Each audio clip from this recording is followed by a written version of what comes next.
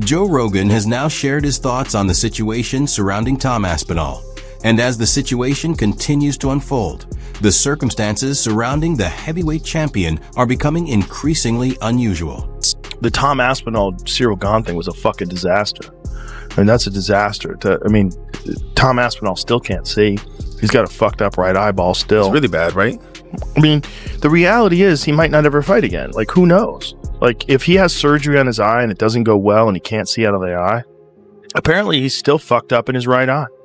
There's some tendon damage or something. They don't pay their fighters well enough. What is your view on that? I mean, athletes are always looking for more money. Agreed. Yeah. I get that. But there's a difference between asking for more money and actually being paid what you're worth. Yeah, I think that if you're risking your health, you should get paid the absolute maximum possible, is what I think. There's so many times, like throughout the years, where money's not even come into the equation for me because I'm just so hungry to fight that that's what I want to do. But now you got to look after your family, you got to look after your future. Exactly. Especially, it's difficult because for fighters, there's only one place to go, really, if you want to be the best in the world, and that's the UFC. I would like everyone to get paid as much as possible. Aspinall spent years working toward the undisputed heavyweight championship, only to finally face Ciryl Gane and have the fight stopped by an eye poke before the opening round had even finished. Despite that unfortunate ending, much of the criticism was directed at Tom, with some questioning whether he could have continued because Gane had performed well during the early moments. Rogan for was to prove that I'm the best. That's it. All I wanted to do it for was who's the best. Just prove I was the best. John Jones is probably widely known as the greatest mixed martial artist ever. It wasn't about money, it wasn't about nothing. I just wanted to fight the best ever. But I didn't get the chance. He's actively chased him non-stop. And he's at the point, I'm begging for this fight. Just please give me this fight. I know he definitely got offered the 30 million for it. But for whatever reason, he didn't take it. But part of this process is I've been able to read those contracts and I've been able to talk to him about the purses that he's received. Take me back 4 or 5 fights. And the reality is that when he was headlining in front of 20,000 on pay-per-view, he was receiving probably half the amount of money that I would pay a boxer for a British title fight at York Hall, Bethnal Green in front of 1,200 people. And I was absolutely baffled and astonished. Now, obviously, as he's gone on, those purses have increased, but still to a level that I feel is completely unfair. What makes the situation even more notable now is that Aspinall has recovered, resumed training, and indicated that he is prepared to compete again. Even so, there is still no clear answer on when the UFC intends to schedule the return of its heavyweight champion.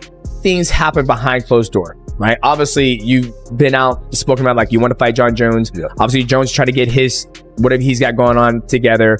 This is the only sport in the world that I know of that you can have somebody hold your career back. Yeah. Meaning that, like, hey, we have a healthy champion, has shown a little bit of interest to fight you, not really a lot of interest to fight you, but you can't fight because you're like, I'm just trying to fight, but it's not happening. I guess speak on that. Like, how frustrating is it, for you? Your dad is like, guys, can we just get a fucking fight? Because it's not like you're getting younger. You're only going to get older, right? Yeah, sure. I'm quite lucky in that regard because I don't feel like I have a lot of miles on the clock, and the 32 is quite young for heavyweight. Yeah, so you're getting right in your prime. I would definitely fight if I could. Tom Aspinall, you don't really see that anywhere, full stop, but definitely not in the heavyweight division. No heavyweight moves like him. No one moves like him. He moves like a 185er. It's crazy. It's nuts. But that's crazy. Crazy speed for a heavyweight. Crazy speed. And that's a lot of people are talking shit about Tom, but he apparently still can't see. Here's the thing. The other eye got hurt as well, but not as bad, but it looks way worse. The finger goes way deeper in the other eye. And it's crazy that everyone that talks the most has never been poked in the eye. Not even a little bit, accident. Realistically, there is one rematch that stands above the rest. Another meeting with Ciryl Gane. The short amount of action we saw in their first encounter only increased interest in a second fight. Gane showed enough early success to raise questions about how the matchup might have developed, but the fight ended before there was enough time to determine what would have happened over the course of a full contest. And, eyes are so tricky. You never know.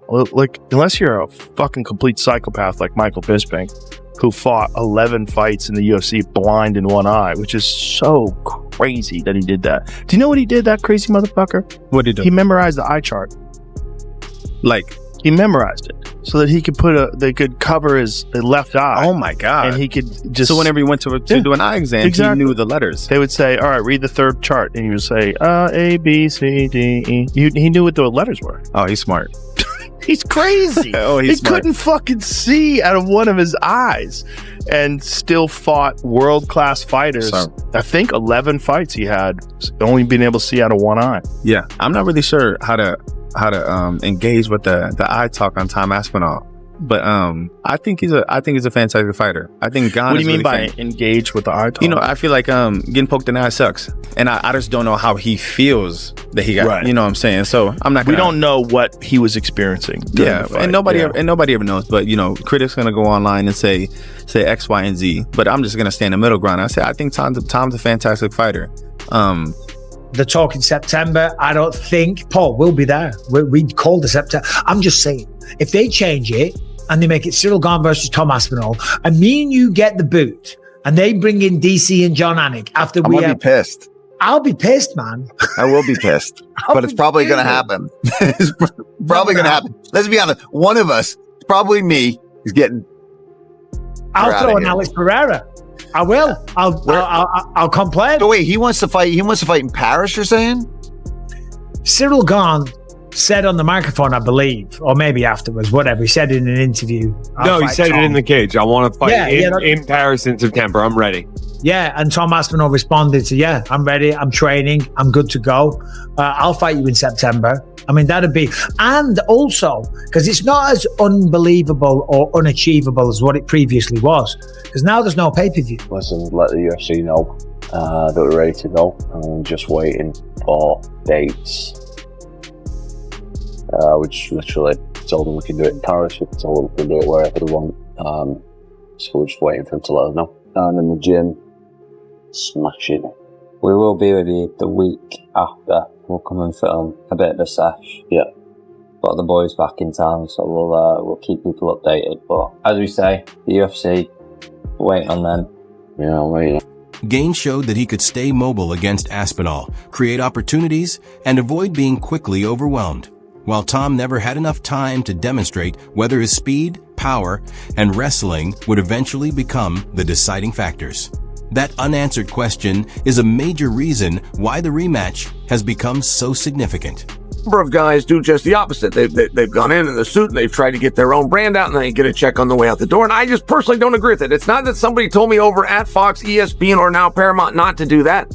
Just telling you it's my code and I don't do that. But I got put in a very difficult situation. I got put in a situation of simply being asked, is Tom going to fight again? And I would like an answer to that. I don't know the answer to that. I sure think so. I sure hope so. I find that coming out of my mouth. I can follow the golden rule in life.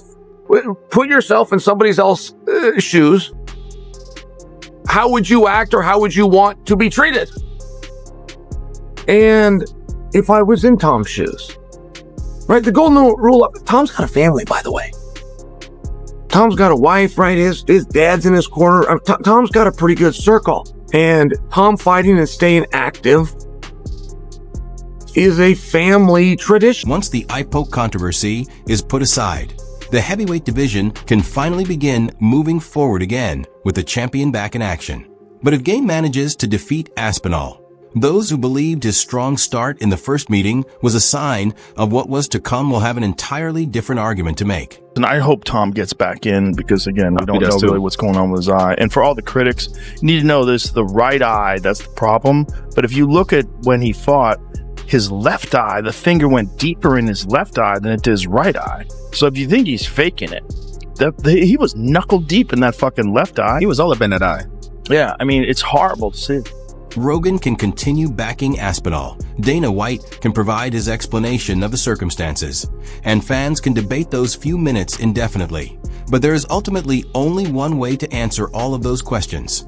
Put Aspinall and Gane back in a cage and let them finish what was left unresolved.